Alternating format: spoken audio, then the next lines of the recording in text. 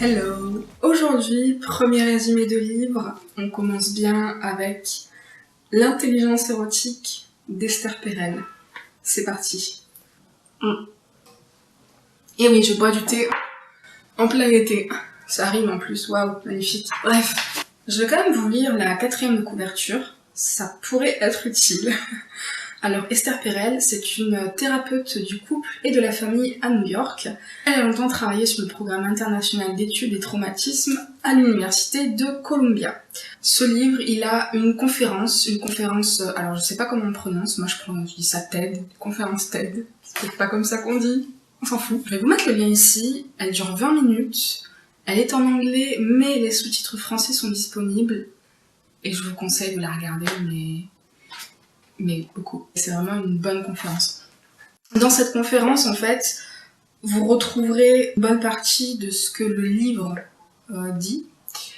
Sauf que le livre, évidemment, il a beaucoup plus d'exemples, c'est beaucoup plus fourni, et le livre va plus loin que la conférence. Mais cette conférence, elle est vraiment géniale, et ça vaut le coup. Voilà. Avant de commencer, je précise également que dans la description, vous pouvez trouver un lien pour recevoir un PDF.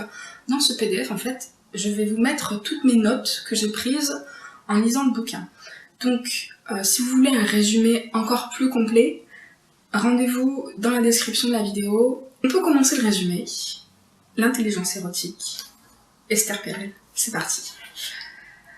On a un problème. Le problème, c'est que on cherche à la fois la sécurité et l'excitation. Oui, j'ai mes petites notes, sinon c'est la catastrophe. On cherche à la fois la sécurité et l'excitation, et aussi, il y a un problème, c'est que on désire ce que l'on n'a pas. On y reviendra plus tard, vous comprendrez. L'érotisme, selon Esther Perel, et je suis d'accord avec elle, il a besoin de séparation. Alors, il y a deux cas de figure qui se présentent chez les gens à l'heure actuelle. Soit on cherche une relation passionnelle, les gens qui sont très romantiques et qui cherchent la fusion, etc. Soit on est plutôt quelqu'un qui se résigne, c'est un peu résigné, se dit bon ben voilà, la passion décline, et ben je fais avec. Donc on a ces deux pôles comme ça, l'un romantique, l'un résigné. Dans tous les cas, il y a une sorte de consensus. Tout le monde se met d'accord pour dire que la passion tiédit avec le temps. Avant, le mariage, c'était juste un arrangement. Maintenant, le sexe fait partie de notre identité. Sauf que nous sommes dans une société individuelle, il y a une perte de sentiment de communauté. On a plus de liberté. Je crois qu'il y a des travaux dehors. J'espère qu'on les entend pas ici. Donc, on a plus de liberté dans notre société actuelle, mais il y a plus de solitude. Et donc, tout ce sentiment de communauté que l'on éprouvait par le passé, eh bien, on demande que ce besoin soit satisfait par une seule personne, notre partenaire. Alors que par le passé, eh bien, il y avait le village, la famille, le prêtre, toutes ces choses comme ça qui remplissaient notre besoin de communauté. Alors que là, tous ces rôles, dans une seule personne. Est-ce que vous commencez à voir le problème ? En fait, Esther Perel, elle nous dit que le déclin de la passion, il a plutôt à voir avec la peur. Parce que l'érotisme représente un risque, parce que désirer une personne, en fait, c'est lui laisser sa liberté en quelque sorte, c'est accepter qu'il ne nous est pas acquis. C'est même considérer qu'il ne nous est pas acquis.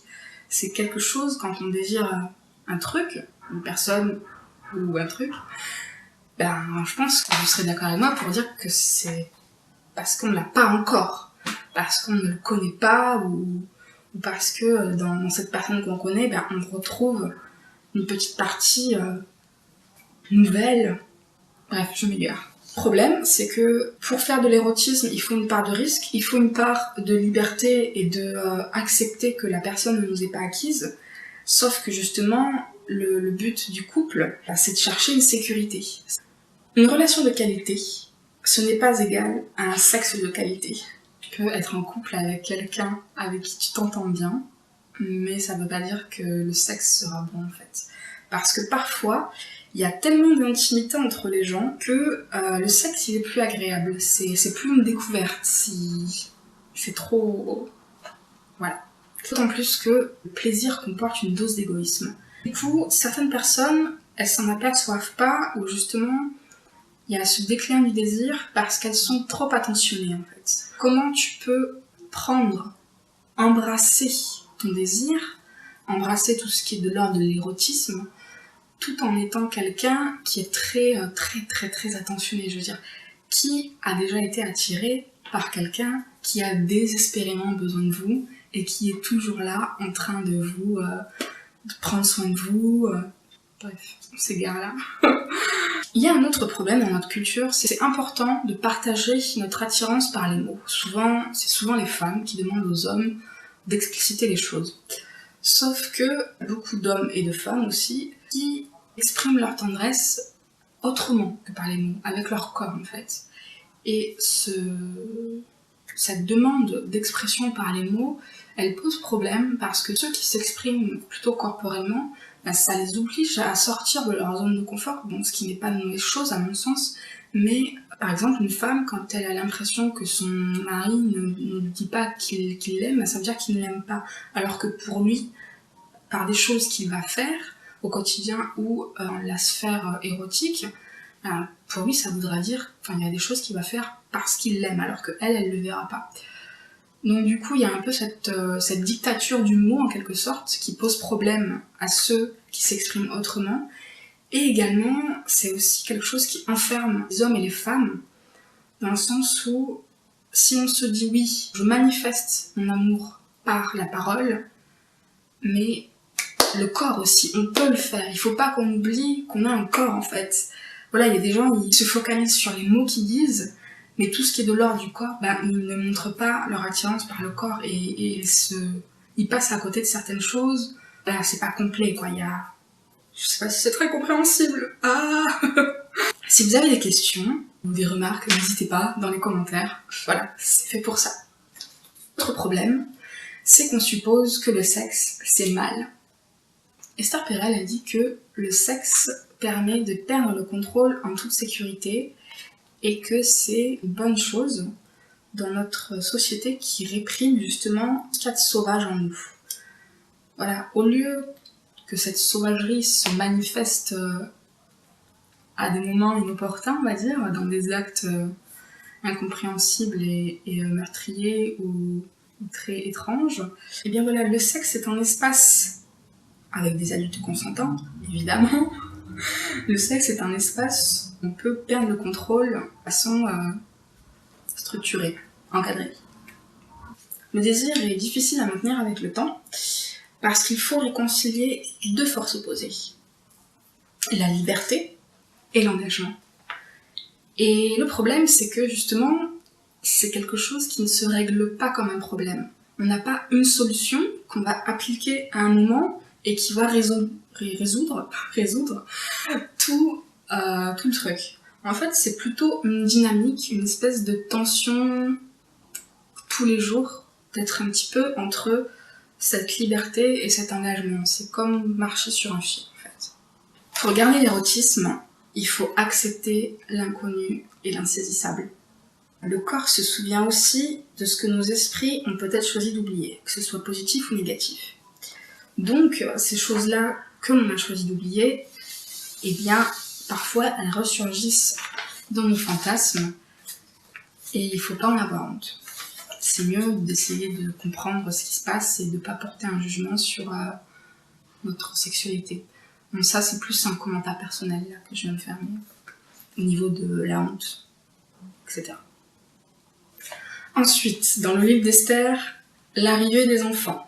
On parle de ça, c'est très important, parce que déjà, le couple, c'est quelque chose de sérieux. Mais quand il y a des enfants, alors là, c'est encore plus sérieux. Là, il n'y a plus de jeu, c'est foutu, fini.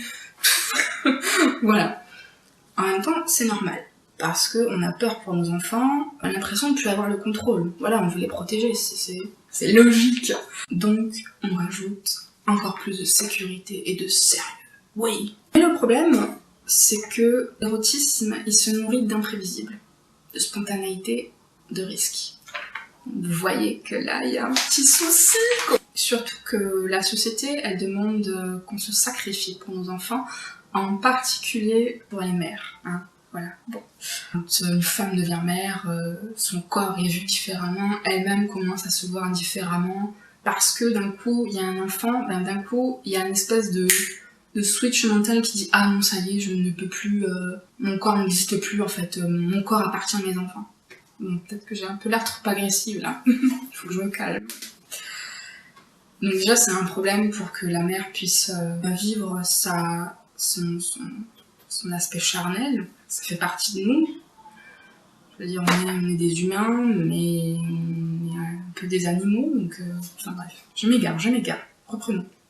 Le père aussi peut être touché, soit par les visions de l'accouchement, ou tout simplement face à la douleur de sa femme pendant l'accouchement, où voilà, il éprouve une intense culpabilité d'avoir participé à la création de cette douleur en fait. C'est l'effarement, on va dire. Il y a ce point-là où il y a également le fait qu'un mari, une fois que sa femme devient mère de ses enfants, eh bien il peut également commencer à la sacraliser au point de ne plus vouloir la toucher. Voilà, c'est la mère, elle est pure, tout ça. Le problème, c'est qu'en censurant notre sexualité, en fait, on transmet nos inhibitions à nos enfants. Alors par contre, attention, je dis pas, et le bouquin ne dit pas, qu'il faut être débridé et lubrique devant ses enfants, pas du tout. Hein. Je veux dire, les enfants, il faut les protéger de ce genre de trucs, dans un sens. Mais dans l'autre sens, il faut également que les adultes, que le couple se garde un espace pour eux, pour leur corps, pour leur érotisme. C'est nécessaire. Ça permet de, justement, avec toute la pression parentale, de pouvoir relâcher, de pouvoir souffler, quoi, tout simplement. Un équilibre. Ensuite, ce qui nous excite, c'est souvent contraire à l'image qu'on se fait de nous, ou c'est souvent contraire à notre morale. Esther Perel aborde également la question de la fidélité, dans le sens où avant, cette fidélité était demandée pour le lignage et la propriété. Maintenant, cette fidélité est devenue un signe d'engagement et d'amour. Sauf que maintenant, notre conjoint il doit remplir tous les vides qu'on a à l'intérieur qui avant étaient remplis par toute une communauté. Et aussi, le truc qu'il faut arriver à comprendre, c'est que les aventures extra-conjugales, les liaisons, ne sont pas forcément liées aux imperfections du mariage ou au manque d'amour. Parfois, le mari aime toujours sa femme et le mariage se passe très bien. Mais justement, comme la vie, pour qu'elle soit dynamique et riche, c'est la nouveauté qui apporte ça. Si on reste dans toujours la même chose,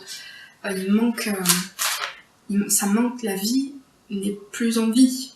Parfois, les gens, il arrive par exemple des décès dans une famille. Donc parfois, dans le couple, on a l'homme ou la femme qui a perdu par exemple un de ses parents. Ça l'affecte, etc.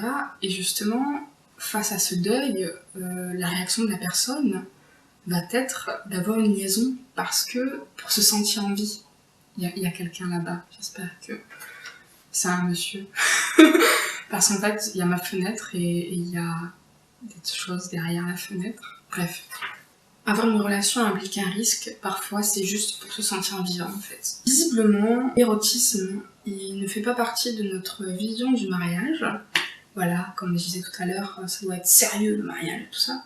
Ce qui est bien, c'est qu'on est dans des relations où la coopération et la communication, elles sont beaucoup demandées, ce sont les points forts des mariages. Mais le jeu et la passion sont totalement absentes, en général. Il y a des exceptions, évidemment. Esther Perel, elle nous dit aussi que la spontanéité est un mythe. Il y a une très bonne vidéo qui existe sur ça. Si je le retrouve sur YouTube, je vous mettrai le lien ici. La spontanéité est un mythe. Pour beaucoup, programmer le sexe, c'est suspect. Sauf que, quand vous préparez un plat pour votre conjoint, ou quand vous lui préparez une surprise, vous y prenez à l'avance, vous réfléchissez à ce que vous allez faire des achats s'il y a besoin d'en faire, ou des repérages si vous avez besoin d'aller repérer les lieux par exemple. Vous vous demandez comment ça va se dérouler, comment vous allez vous habiller, et vous allez arriver le jour de la livraison, on va dire, voilà, tu donnes le gâteau, le plat, tu fais la surprise. Et du coup, il y a toute cette attente qui se crée. Voilà, vous savez qu'il va se passer ça et vous vous préparez psychologiquement. C'est exactement aussi comme quand on commence une relation, on se donne des rendez-vous, On y pense plusieurs jours à l'avance, on se prépare, ça alimente l'imagination. Et bien là, c'est exactement la même chose. Je veux dire, le fait de prévoir des choses comme ça pour créer de l'attente et exciter l'imagination, c'est pas juste réservé au début des couples ou aux gens immatures ou aux adolescents. Voilà. Programmer le sexe, entre guillemets, c'est créer un espace érotique. Par exemple, pour un couple avec des enfants, ben, si par exemple en semaine, il y a un rythme intense, il faut s'occuper des enfants, du travail, de la maison, etc., etc. Et si on se dit, tiens, samedi soir, à partir de 20h, il y a la nounou qui récupère les enfants, nous, on se fait une soirée, petit dîner, petit film, petite balade, je sais pas, selon vos goûts. Et après, justement, on se dit, on sera tous les deux, on pourra en profiter. Et du coup, ça fait travailler l'imagination quand on y pense à l'avance. Et on se dit, tiens, on va faire ça, oh, on pourrait faire ça, ouais, on pourrait faire ça. Enfin, vous avez compris. Je m'emballe très vite. Le problème, c'est que beaucoup de personnes s'arrêtent de séduire après la conquête initiale. On considère l'autre acquis et on ne fait plus aucun effort. Il n'y a plus de surprise, il n'y a plus de vie. Ça devient plat. Ça, c'était mon commentaire, le plat. Esther Perel, elle est très humaine dans son écriture, même dans sa conférence, elle juge pas. Voilà. On vient de voir que prévoir les choses, ça suscite l'attente. N'oubliez pas qu'il est possible d'avoir une expérience érotique sans toucher personne, physiquement.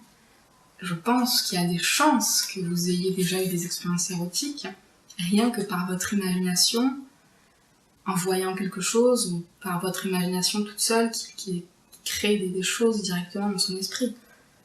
Voilà, c'est fou ça, non? On peut avoir une expérience érotique sans toucher personne.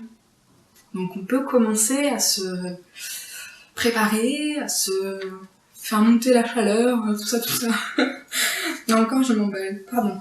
Esther Perel, son postulat quand même, c'est qu'il faut réintroduire le jeu dans notre culture du résultat. Voilà, c'est vrai que maintenant on mesure tout, combien de temps ça a duré, performance. Alors que non, le but justement pour réintroduire de l'érotisme, de la passion, c'est le jeu. C'est de réintroduire le jeu.